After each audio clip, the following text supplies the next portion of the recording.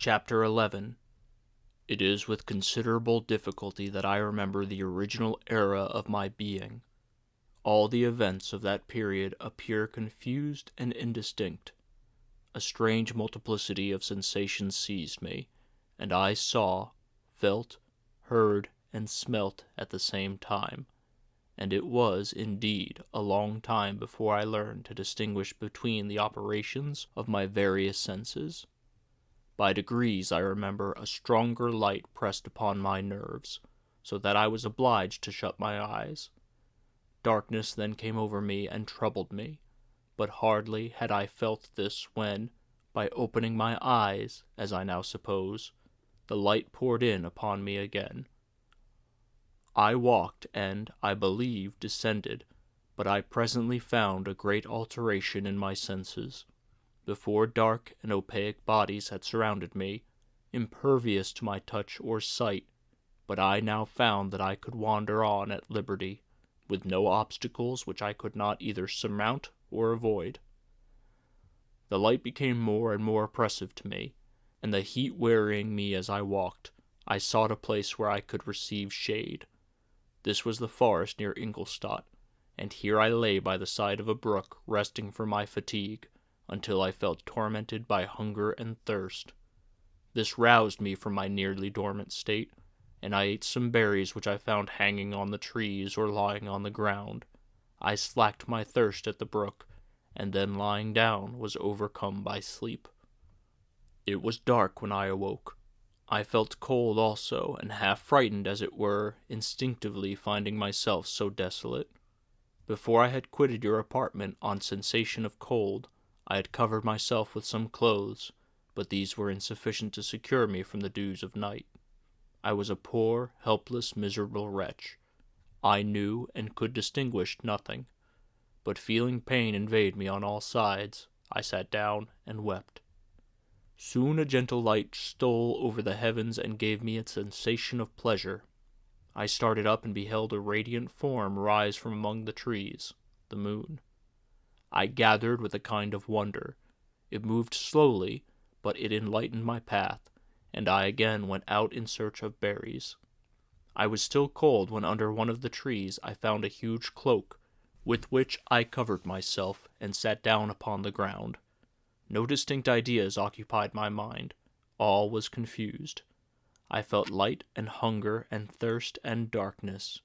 Innumerable sounds rang in my ears, and all sides various scents saluted me. The only object that I could distinguish was the bright moon, and I fixed my eyes on that with pleasure. Several changes of day and night passed, and the orb of night had greatly lessened, when I began to distinguish my sensations from each other. I gradually saw plainly the clear stream that supplied me with drink, and the trees that shaded me with their foliage. I was delighted when I first discovered that a pleasant sound, which often saluted my ears, proceeded from the throats of the little winged animals who had often intercepted the light from my eyes. I began also to observe, with greater accuracy, the forms that surrounded me, and to perceive the boundaries of the radiant roof of life which canopied me. Sometimes I tried to imitate the pleasant songs of the birds, but was unable. Sometimes I wished to express my sensations in my own mode, but the uncouth and inarticulate sounds which broke from me frightened me into silence again. The moon had disappeared from the night, and again, with a lessened form, showed itself while I still remained in the forest. My sensations had by this time become distinct, and my mind received every day additional ideas. My eyes became accustomed to the light, and to perceive objects in their right forms. I distinguished the insect from the herb, and by degrees one herb from another. I found that the sparrow uttered none but harsh notes, whilst those of the blackbird and thrush were sweet and enticing. One day, when I was oppressed by cold, I found a fire which had been left by some wandering beggars, and was overcome with delight at the warmth I experienced from it. In my joy, I thrust my hands into the live embers, but quickly drew it out again with a cry of pain. How strange, I thought, that the same cause should produce such opposite effects. I examined the materials of the fire, and to my joy found it to be composed of wood. I quickly collected some branches, but they were wet and would not burn. I was pained at this, and sat still watching the operation of the fire. The wet wood which I had placed near the heat dried, and itself became inflamed. I reflected on this, and by touching the various branches, discovered the cause, and busied myself in collecting a great quantity of wood, that I might dry it and have a plentiful supply of fire. When night came on and brought sleep with it, I was in the greatest fear lest my fire should be extinguished. I covered it carefully with dry wood and leaves, and placed wet branches upon it, and then spreading my cloak, I lay on the ground and sank into sleep. It was morning when I awoke, and my first care was to visit the fire. I uncovered it, and a gentle breeze quickly fanned it into a flame. I observed this also, and contrived a fan of branches, which roused the embers when they were nearly extinguished. When light came again, I found, with pleasure, that the fire gave light as well as heat, and the discovery of this element was useful to me in my food, for I found some of the offals that the travelers had left had been roasted, and tasted much more savory than the berries I gathered from the trees. I tried, therefore, to dress my food in the same manner, placing it on the live embers. I found that the berries were spoiled by this operation, but the nuts and roots much improved. Food, however, became scarce, and I often spent the whole day searching in vain for a few acorns to assuage the pangs of hunger. When I found this, I resolved to quit the place that I hitherto inhabited, to seek for one where few wants I experienced would be more easily satisfied. In this emigration I exceedingly lamented the loss of the fire which I had obtained through accident, and knew not how to reproduce it. I gave several hours to the serious consideration of this difficulty, but I was obliged to relinquish all attempt to supply it, and wrapping myself up in my cloak, I struck across the wood towards the setting sun. I passed 3 days in these rambles, and at length discovered the open country. A great fall of snow had taken place the night before, and the fields were one of uniform white. The appearance was disconsolate, and I found my feet chilled by the cold, damp substance that covered the ground. It was about 7 in the morning, and I longed to obtain food and shelter. At length I perceived a small hut on a rising ground, which had doubtless been built for the convenience of some shepherd. This was a new sight to me, and I examined the structure with great curiosity. Finding the door open, I entered. An old man sat in it, near a fire, over which he was preparing his breakfast. He turned on hearing a noise, and perceiving me, shrieked loudly, and quitting the hut, ran across the fields with a speed of which his debilitated form hardly appeared capable. His appearance different from any I had ever before seen, and his flight somewhat surprised me. I was enchanted by the appearance of the hut, and here the snow and rain could not penetrate. The ground was dry, and it presented to me then as exquisite and divine a retreat as pandemonium appeared to the demons of hell after their sufferings in the lake of fire. I greedily devoured the remnants of the shepherd's breakfast, which consisted of bread, cheese, milk, and wine. The latter, however, I did not like. Then, overcome by fatigue, I lay down among some straw and fell asleep. It was noon when I awoke, allured by the warmth of the sun, which shone brightly on the white ground. I determined to recommence my travels, and depositing the remains of the peasant's breakfast in a wallet I found, proceeded across the fields for several hours, until at sunset I arrived at a village. How miraculous did this appear! The huts, the neater cottages, and stately houses engaged my admiration by turns. The vegetables in the gardens, the milk and cheese that I saw placed at the windows of some of the cottages, allured my appetite. One of the best of these I entered, but I had hardly placed my foot within the door before the children shrieked, and one of the women fainted. The whole village was roused. Some fled, some attacked me, until, grievously bruised by stones and many other kinds of missile weapons, I escaped to the open country, and fearfully took refuge in a low hovel, quite bare, and making a wretched appearance after the palaces I had beheld in the village. This hovel, however, joined a cottage of a neat and pleasant appearance, but after my late dearly bought experience, I dared not enter it. My place of refuge was constructed of wood, but so low that I could with difficulty sit upright in it. No wood, however, was placed on the earth, which formed the floor, but it was dry, and although the wind entered by innumerable chinks, I found it an agreeable asylum from the snow and rain. Here, then, I retreated and lay down happy to have found a shelter, however miserable, from the inclemency of the season, and still more from the barbarity of man. As soon as morning dawned, I crept from my kennel, that I might view the adjacent cottage and discover if I could remain in the habitation I had found. It was situated against the back of the cottage, and surrounded on the sides, which were exposed by a pigsty and a clear pool of water.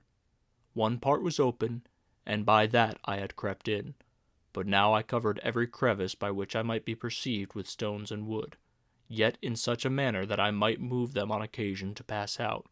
All the light I enjoyed came through the sty, and that was sufficient for me.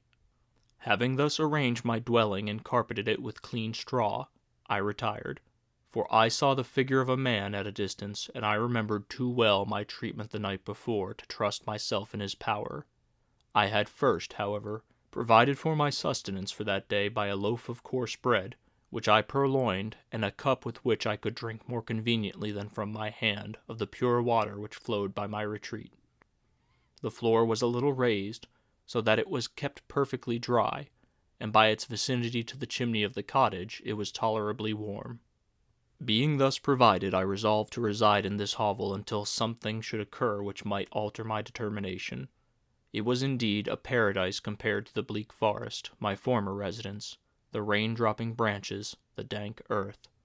I ate my breakfast with pleasure, and was about to remove a plank to procure myself a little water, when I heard a step, and looking through a small chink, I beheld a young creature, with a pail on her head, passing before my hovel. The girl was young and of gentle demeanor, unlike what I have since found cottagers and farmhouse servants to be. Yet she was meanly dressed, a coarse blue petticoat and a linen jacket being her only garb. Her hair was plaited but not adorned. She looked patient yet sad. I lost sight of her, and in about a quarter of an hour she returned bearing the pail, which was now partly filled with milk. As she walked along, seemingly incommoded by the burden, a young man met her, whose countenance expressed a deeper despondence. Uttering a few words with an air of melancholy, he took the pail from her head and bore it to the cottage himself. She followed, and they disappeared. Presently I saw the young man again, with some tools in his hand, cross the field behind the cottage, and the girl was also busied, sometimes in the house and sometimes in the yard. On examining my dwelling, I found that one of the windows of the cottage had formerly occupied a part of it, but the panes had been filled up with wood. In one of these was a small and almost imperceivable chink through which the eye could just penetrate. Through this crevice a small room was visible, whitewashed and clean but very bare of furniture. In one corner near a small fire sat an old man, leaning his head on his hands in a disconsolate attitude. The young girl was occupied in arranging the cottage, but presently she took something out of a drawer which employed her hands, and she sat down beside the old man, who, taking up an instrument, began to play and produce sounds sweeter than the voice of the thrush and the nightingale. It was a lovely sight, even to me, poor wretch who had never beheld aught beautiful music before.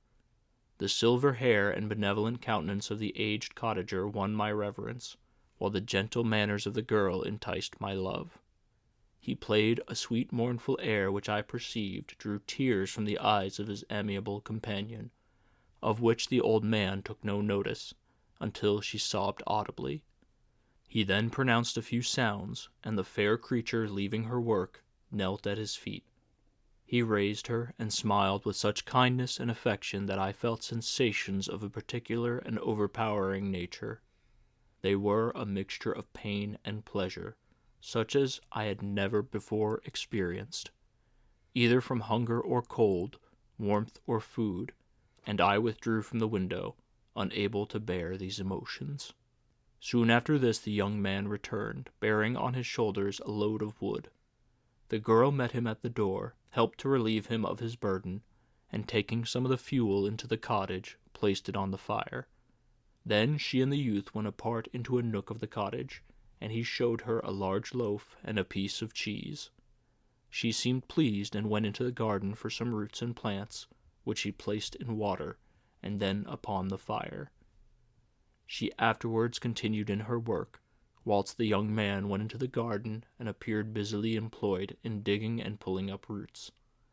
After he had been employed thus about an hour, the young woman joined him, and they entered the cottage together. The old man had, in the meantime, been pensive, but on the appearance of his companions he assumed a more cheerful air, and they sat down to eat. The meal was quickly dispatched. The young woman was again occupied in arranging the cottage, and the old man walked before the cottage in the sun for a few minutes, leaning on the arm of the youth. The old man walked before the cottage in the sun for a few minutes, leaning on the arm of the youth. Nothing could exceed in beauty the contrast between these two excellent creatures. One was old, with silver hairs, and a countenance beaming with benevolence and love. The younger was slight and graceful in his figure, and his features were molded with the finest symmetry, yet his eyes and attitude expressed the utmost sadness and despondency. The old man returned to the cottage, and the youth, with tools different from those he had used in the morning, directed his steps across the fields. Night quickly shut in, but to my extreme wonder, I found that the cottagers had a means of prolonging light by the use of tapers, and was delighted to find that the setting of the sun did not put an end to the pleasure I experienced in watching my human neighbors. In the evening the young girl and her companion were employed in various occupations which I did not understand, and the old man again took up the instrument which produced the divine sounds that had enchanted me in the morning. So soon as he had finished, the youth began, not to play, but to utter sounds that were monotonous, and neither resembling the harmony of the old man's instrument nor the songs of the birds. I since found that he read aloud, but at that time I knew nothing of the science of words or letters. The family, after having been thus occupied for a short time, extinguished their lights and retired, as I conjectured, to rest.